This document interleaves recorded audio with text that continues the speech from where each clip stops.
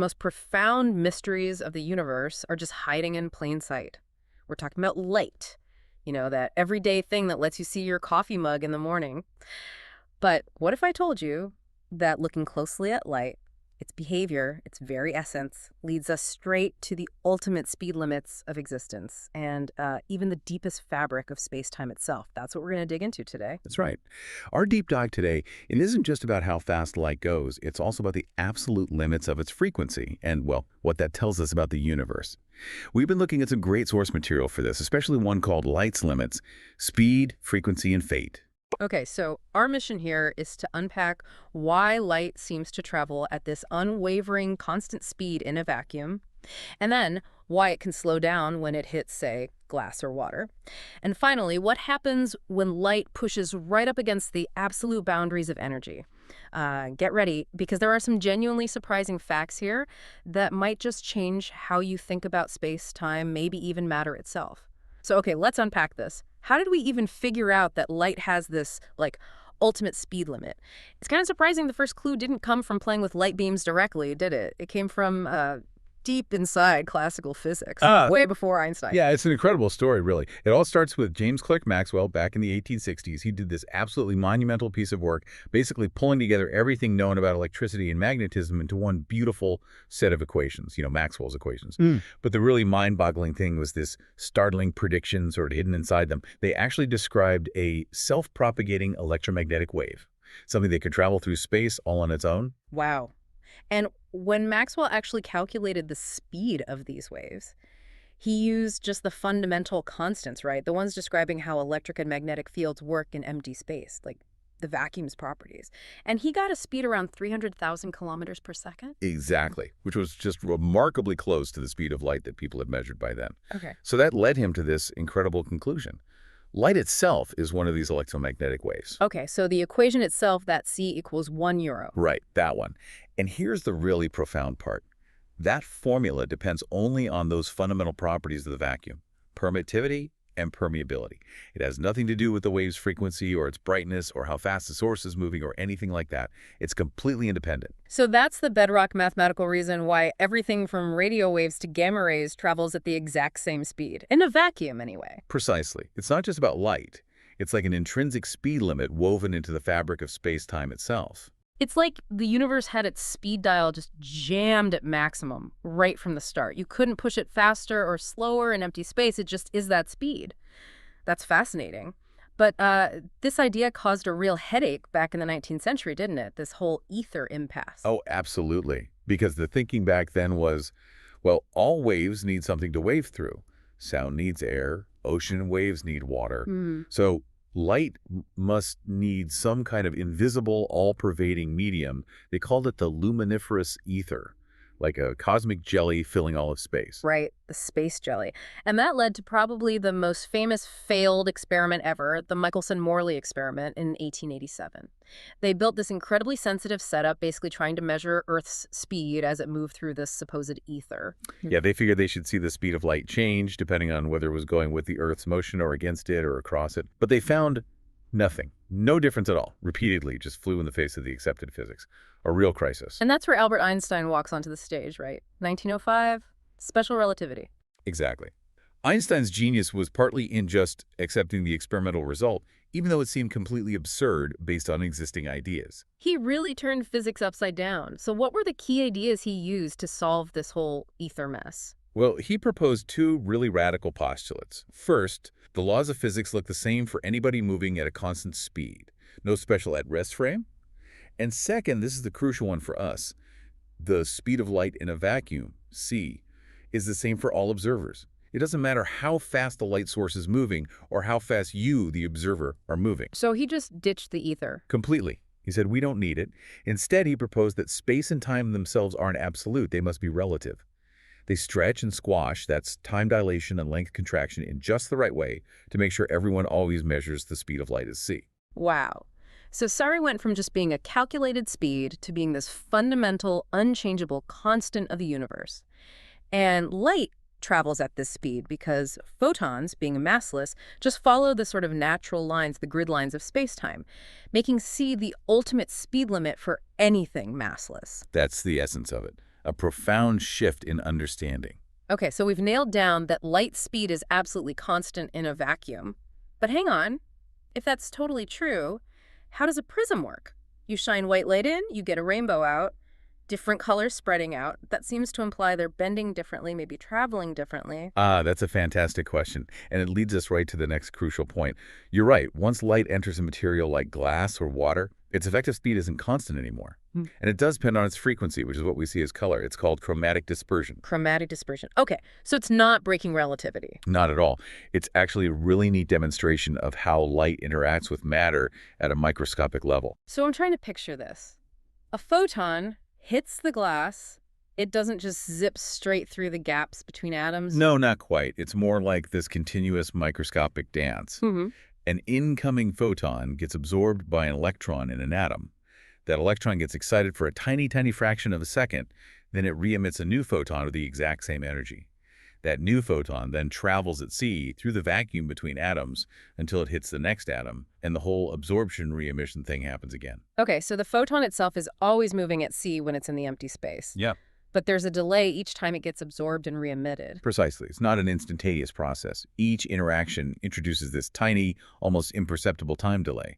But when you average these delays over trillions and trillions of atoms as the light wave moves through the material. It adds up to an overall slower effective speed for the light wave front. Right. We call that the phase velocity. Exactly. And we quantify how much the medium slows light down using the refractive index, usually written as n. It's just c divided by the slower phase velocity. And since the phase velocity in a medium is always less than c, the refractive index n is always greater than 1. For air, it's really close to 1, like 1.0003, but for water or glass, it's significantly higher. Okay, that makes sense for why light slows down, but why do different colors slow down by different amounts? That's the key to the prism. Right. And here's the crucial bit, that time delay in the absorption re-emission cycle. It's not the same for all frequencies of light. Think about the electrons in the atoms. They're bound, they have specific energy levels, they have natural frequencies. They sort of prefer to oscillate at resonant frequencies. Like ringing a bell, it prefers certain tones. Ah, okay, so different colors have different frequencies. Violet light has a higher frequency than red light. Exactly. Now, for typical transparent materials like glass, the main resonant frequencies for the electrons are way up in the ultraviolet part of the spectrum. This means that higher frequency visible light, like violet and blue, is closer to those UV resonances than lower frequency red light is. So being closer means they interact more strongly. They do. Blue and violet light interact more strongly with the electrons. They drive those oscillations more effectively. This leads to a slightly longer cumulative time delay for them during that absorption re-emission dance. So blue light gets slowed down more than red light does as it passes through the glass. Which means the refractive index is actually different for different colors, higher for violet than for red. Precisely. The refractive index is frequency dependent. We write it as NF. And that's why a prism works.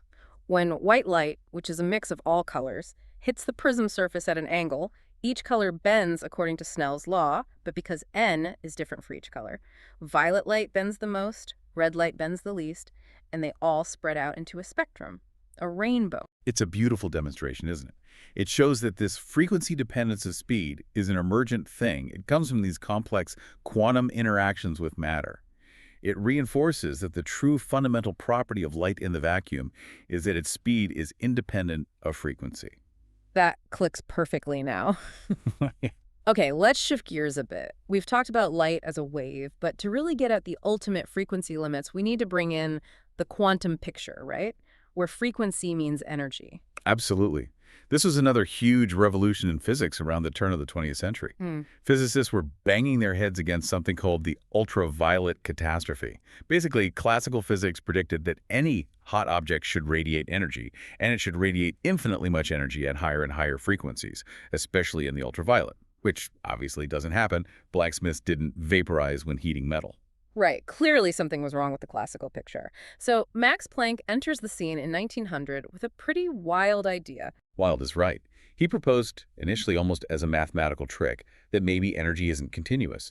Maybe it can only be emitted or absorbed in discrete little packets, or quanta. And crucially, the amount of energy in each packet was directly proportional to the frequency of the radiation. This fixed the ultraviolet catastrophe beautifully mathematically and introduced a new fundamental constant, Planck's constant. But it was Einstein again, wasn't it, in 1905, who said, hang on, this isn't just a math trick, this is real. Exactly. Einstein realized the profound physical implication. Light itself must actually be composed of these discrete energy packets.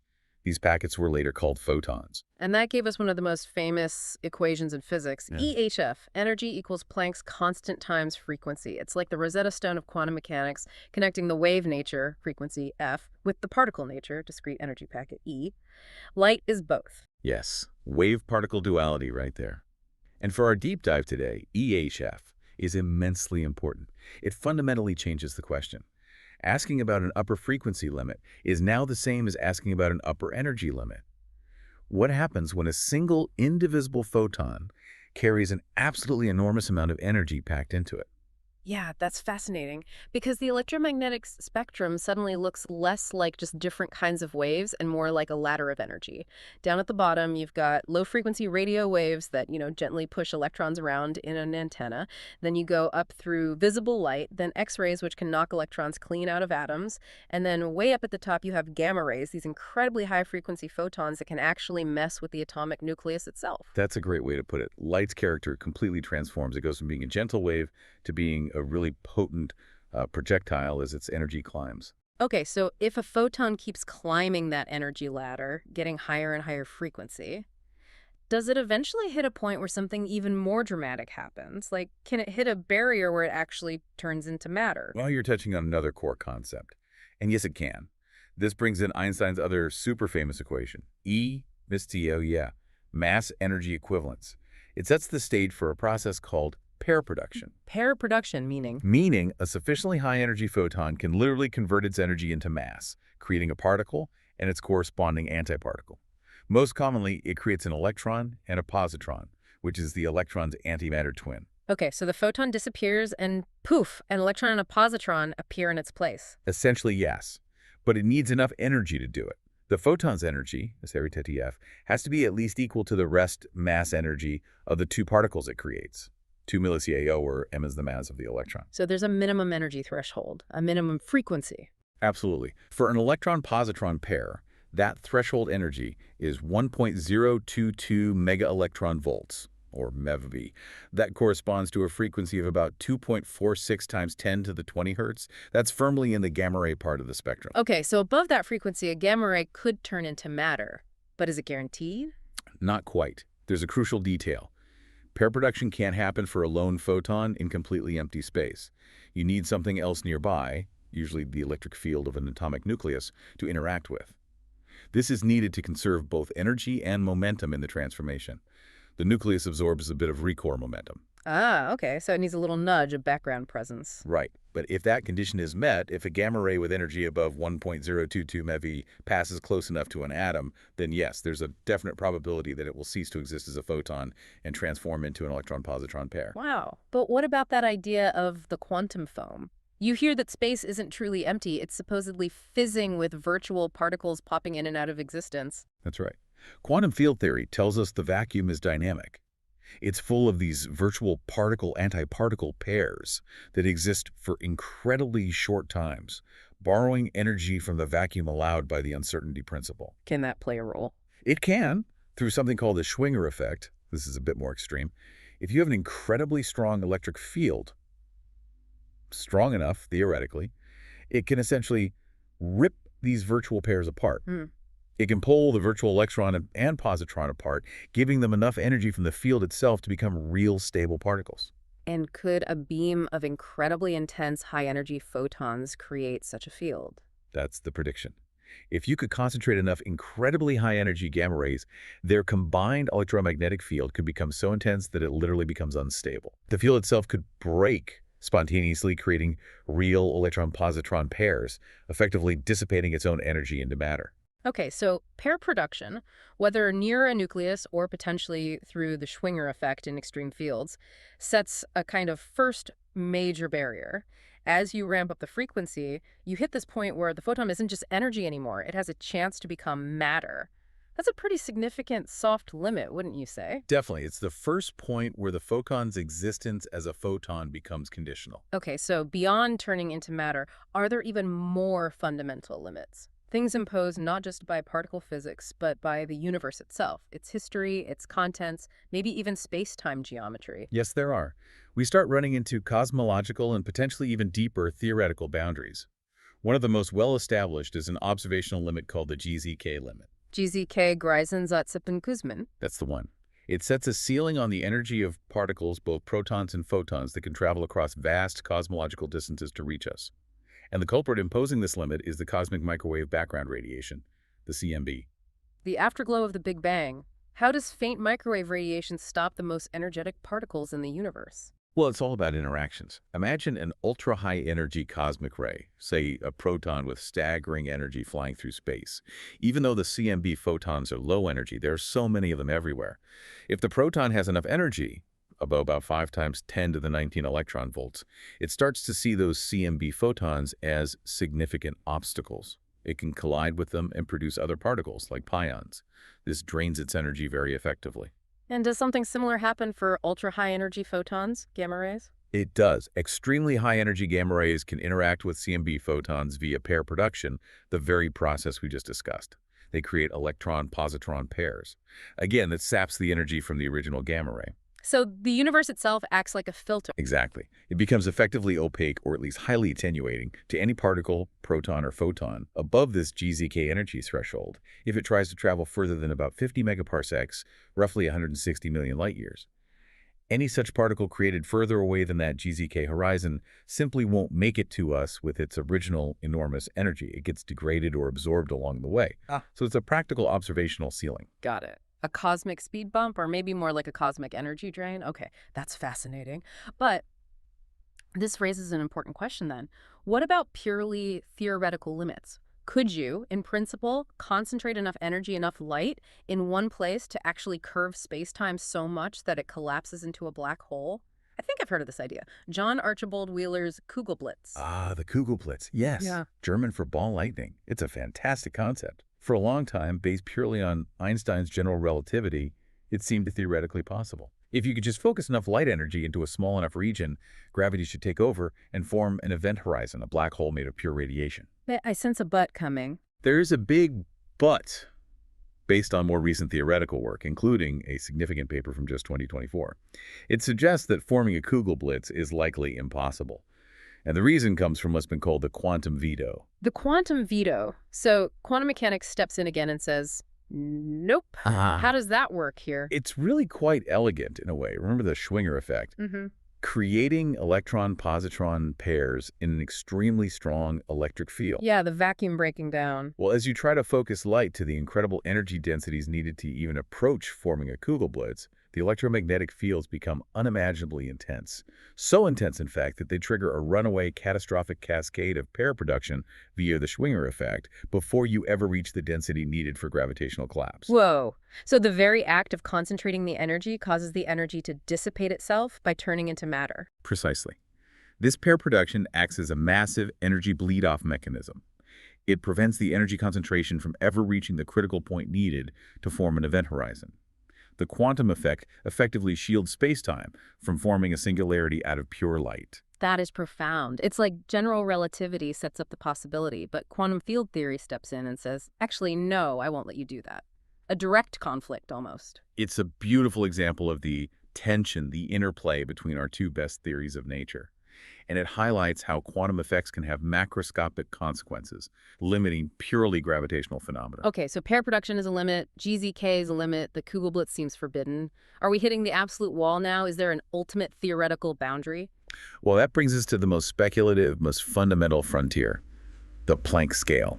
This isn't really a limit predicted by any one theory, but rather a scale defined by combining the fundamental constants of nature themselves, c, speed of light, G, Newton's gravitational constant, and Otz, the reduced Planck constant. Right, you combine these constants in different ways to get fundamental units of length, time, mass, and energy. Exactly. And the Planck energy is enormous, about 1.22 times 10 to the 19 giga-electron volts. The corresponding Planck frequency is about 1.85 times 10 to the 43 hertz. Just astronomical numbers. And what's the significance of this scale? Why is it considered a boundary? Because the Planck scale is the regime where the effects of both quantum mechanics and general relativity are expected to become equally important. Our current theories treat them separately. General relativity describes gravity and large-scale structure. Quantum field theory describes particles and forces. But at the Planck scale, they should merge. Our current physics literally breaks down there. We don't have a working theory of quantum gravity yet to describe what happens. So a photon with Planck frequency, what even is that? That's the problem. The very concept is ill-defined within our current framework. Is it a particle? Is its energy so immense that its gravitational field makes it indistinguishable from a tiny black hole? The distinction blurs completely. We simply don't know. It requires a complete, unified theory of quantum gravity, which is one of the biggest holy grails in physics today. So wow, we've gone all the way from Maxwell's classical waves through Einstein's relativity, quantum mechanics, pair production, cosmic limits, the Kugelblitz veto, right to the absolute edge of known physics at the Planck scale. What started as a seemingly simple question, how fast can light go, how high can its frequency be, has led us down this incredible path to the deepest questions about reality. It really has. And what emerges is this fascinating hierarchy of limits. You have pair production arising from quantum electrodynamics, then the GZK limit, which involves general relativity interacting with the CMB, a cosmological relic, then the Kugelblitz veto, which seems to be a direct clash or interplay between GR and quantum field theory, and finally the Planck scale, which just screams out for a fundamentally new theory, a theory of quantum gravity. Each limit peels back another layer of physical law. So what does this all mean for you listening? Well, first, that constant shade isn't just some arbitrary speed limit. It fundamentally shakes the geometry of space-time we live in. Second, it seems the universe has these built-in regulatory mechanisms. It prevents infinitely energetic particles zipping around. It blocks black holes forming from pure light. It's sort of self-limiting in fascinating ways. And third, that Kugelblitz impossibility is a stark reminder. Even our best, most successful theories, like general relativity and quantum field theory, are incomplete. They don't tell the whole story, especially when pushed to extremes. Absolutely. And those points where the theories clash or give different answers, like with the Kugelblitz, those aren't just problems. They are crucial signposts. They point the way towards a deeper, more fundamental, unified theory that can encompass both gravity and the quantum world. That's the ultimate goal. So in the end, the ultimate upper limit of light, it isn't really a specific frequency or energy number we can point to. It's more like a question mark. It's the question of quantum gravity. It's the question of what space-time is at the tiniest, most energetic scales. How do particles and gravity behave when they're no longer separate things? And that remains perhaps the greatest, most tantalizing mystery in the entire cosmos.